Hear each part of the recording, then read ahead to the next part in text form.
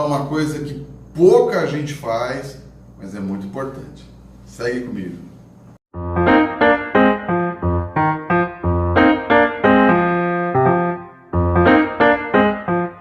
Tudo bem? Meu nome é Edmar Santos, eu sou médico cardiologista e é um grande prazer falar com você novamente. A insuficiência cardíaca é uma situação clínica prevalente, 1% da população, de 1 a 2%, e é o desfecho final das enfermidades cardíacas, né? Então, a insuficiência cardíaca com fração de ejeção reduzida se caracteriza pela força, pela perda do acoplamento adequado da actina e miosina, duas proteínas que tem no músculo cardíaco, fazendo com que diminua o débito cardíaco e com isso o coração entre em sofrimento, não é? Esse menor força de contração, levando a uma constelação enorme de sintomas e sinais que nós já falamos, cujo prognóstico é bastante reservado. A mortalidade chega a 50% em 5 anos. E mesmo nos pacientes com tratamento otimizado, com um ótimo tratamento, com as drogas mais modernas e tudo mais, você consegue chegar a cerca de uma mortalidade em torno de 23, 25% no intervalo de 5 anos. Então é uma doença bastante grave, cujo prognóstico é bastante insatisfatório. Então tudo que você puder fazer por esse paciente seria de muito bom grado.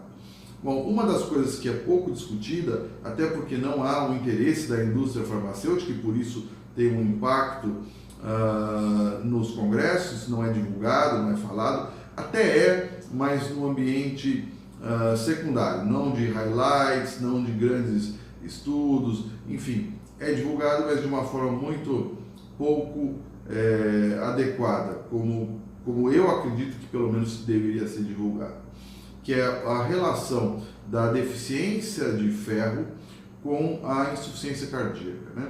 Então, a gente intuitivamente imagina que esse indivíduo com deficiência de ferro irá ter que ter anemia. Isso não é verdade, né? Apenas metade dos pacientes que têm insuficiência cardíaca tem a concomitância de anemia. E 50% dos pacientes com insuficiência cardíaca têm deficiência de ferro. Então, não existe uma relação direta da anemia com o ferro. Existe uma intersecção de sintomas que são fadiga, cansaço, não é? Incapacidade ao exercício, falta de ar, que comungam tanto da anemia quanto da insuficiência cardíaca, como da deficiência de ferro. Então, mas a gente sabe que a anemia ferropriva, ela é bastante prevalente, só que existe uma situação na qual há uma depleção de ferro, sem necessariamente existir uma redução de hemoglobina, que seria nos homens abaixo de 13 e nas mulheres abaixo de 12. E a gente sabe que fazendo a reposição do ferro, eu melhoro o prognóstico. Foi isso demonstrado em vários estudos. O FAIR-HF, o CONFIRM-HF, o IRO-OUT-HF, o IROMAN-HF, o IFFECT-HF.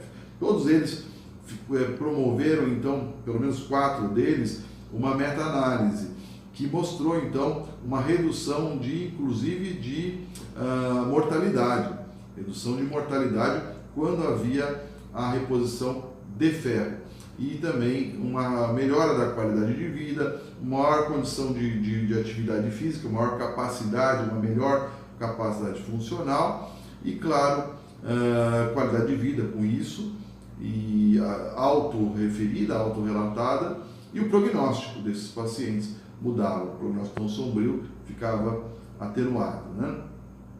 Então, existem fortes evidências de que a reposição de ferro nesses pacientes pode ajudar. E como é que é feito o diagnóstico de deficiência de ferro nos pacientes com insuficiência cardíaca? Se o ferro ou ferritina abaixo de 100, ou o ferro ou ferritina entre 100 e 299, com saturação da transferrina abaixo de 20%. Então, são exames necessários para esse grupo de pacientes para que você estabeleça o tratamento. Claro que indivíduos com hemoglobina acima de 15 não devem ser tratados, né? Isso é um alerta que deve ser feito. E o tratamento deve ser feito com ferro venoso.